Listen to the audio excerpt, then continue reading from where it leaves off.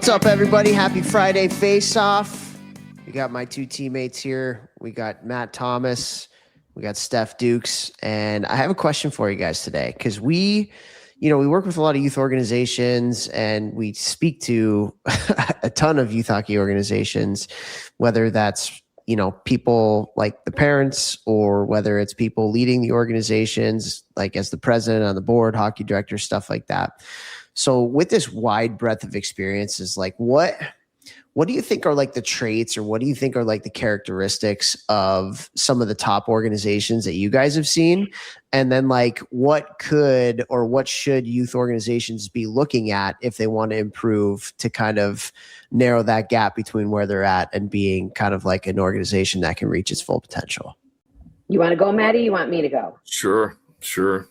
I think great youth organizations have sort of three pillars in place, and that's great people, great programming, great systems. With great people, it's investing relentlessly in coaches, in your board members, and your leadership, your volunteers, your team managers, finding them, identifying them, having a line of succession in place, training them and providing them with the best resources in an ongoing way, and making their lives manageable so it's repeatable, so it doesn't have a high burnout, giving them a clear path to success. Are we developing our hockey people the same way we're developing our hockey players?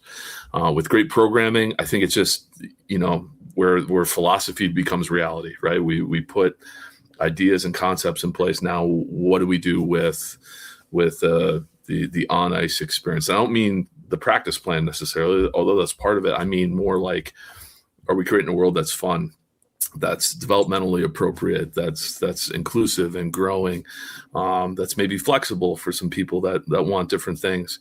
And I think the question there is, if we're starting our organization from scratch today, would we design it this way? Because we see a lot of organizations out there that have sort of inherited a system and they're not really sure where it came from, and it doesn't always make sense.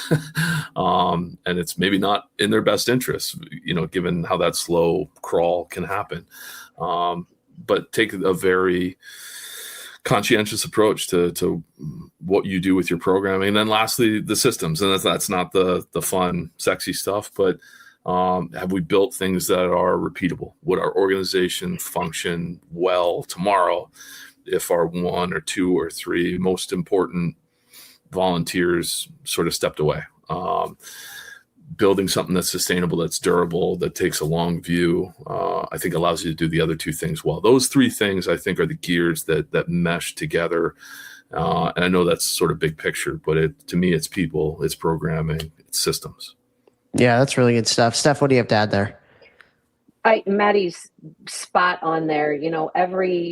Every org says they're great, but very few, or says they want to be great, but very few can define why they're great or how to be better, right? That's really the sweet spot.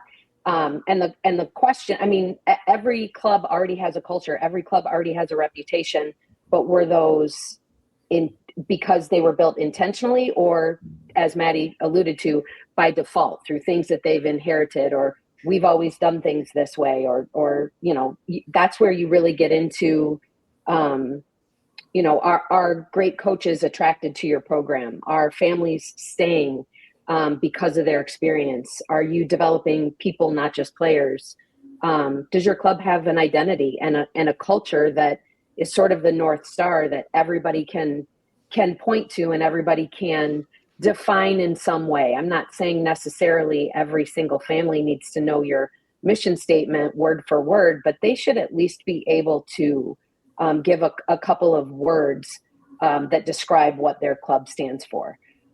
That's really what the great clubs do. And one of the ways that with our partner organizations with the Blueprint, one of the things that we try and help steer them is not just how do we become a better hockey club, but asking themselves, what do we want to be known for? Does everybody in the club understand that, from coaches to families? Do our, as Maddie said, the unsexy stuff, do our policies support that? And are we actually measuring the things that matter? Or are we just kind of throwing it together and being more reactive than proactive and intentional? So let me ask you guys this, because you both have kind of alluded to it in different ways. And I feel like where so many organizations struggle is going from the boardroom to actually executing on the things that you talk about in the boardroom, right? So like, hey, we have to do X, Y, and Z. We're going to get person X, Y, and Z to do X, Y, and Z. And like, then just taking all of that planning and turning it into action.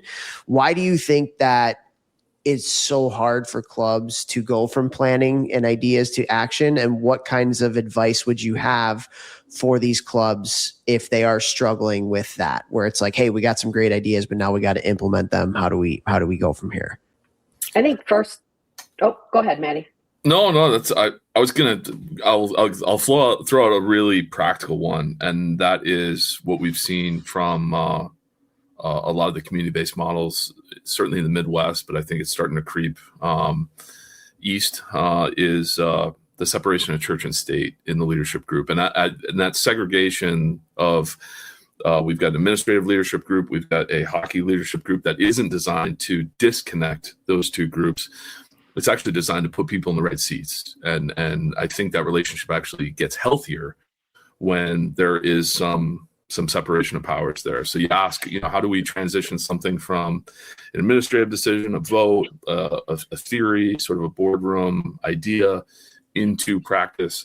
I think that's making sure the baton passes through the right hands. And that's a good way to align your best assets. There are a lot of people who are going to put their hand up to help with your youth org who know marketing, who know how to manage volunteers, who know how to put a great tournament together. There are others who know hockey backwards and forwards. And a lot of those people couldn't do the other job.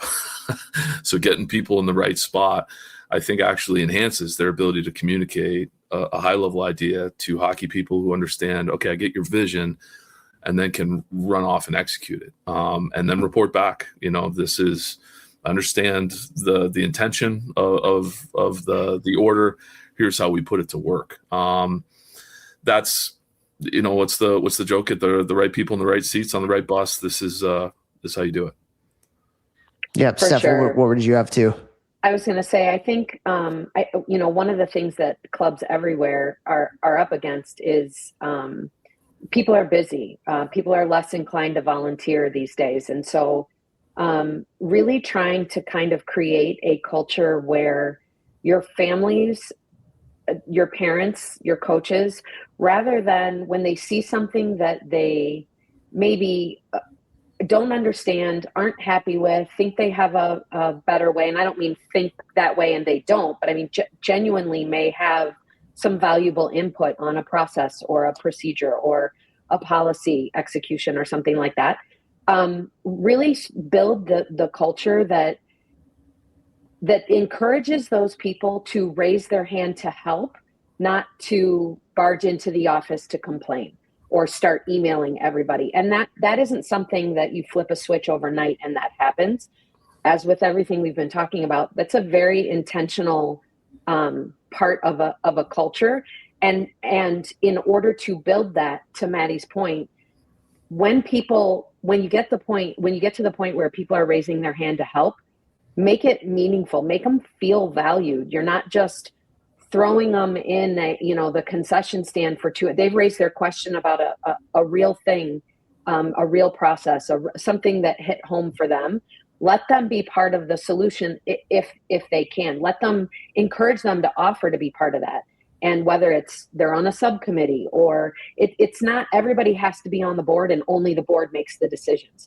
This is really where clubs can lean into a subcommittee type structure where there's accountability, there are specific goals, there are desired outcomes, and people are plugged in at the board level, or if you've got an executive director, an administrative hockey director, whatever, that's overseeing all of that. But it's not just so siloed in the board where you have, to Maddie's point, you may have some people on the board who aren't your best assets at certain parts of your function. So tap into those parts of the function. Yeah, I think you guys are so right. I think, Steph, you mentioned the word intentional too. Like, as the president of the board or the hockey director, like, be intentional about like seeking out people who you think would be good to be on the board, and like start recruiting them. So if there's a mom or a dad that has a certain skill set in something, or is a proven go-getter, you know, maybe it's a great team manager that you're like, wow, this person does things incredibly well and they're proactive and all that kind of stuff. Like, start to like lay some seeds and say, hey, we'd love to have you as a part of X committee or be a part of the board at some point. Just like, don't be reactive on who's putting their hand up. Like, actually seek those people out and almost recruit them to be a part of it too. All right, guys, 10 minutes are up. Appreciate your guys' input as always. And if you think that we can help out your youth organization, let us know. Shoot us a note.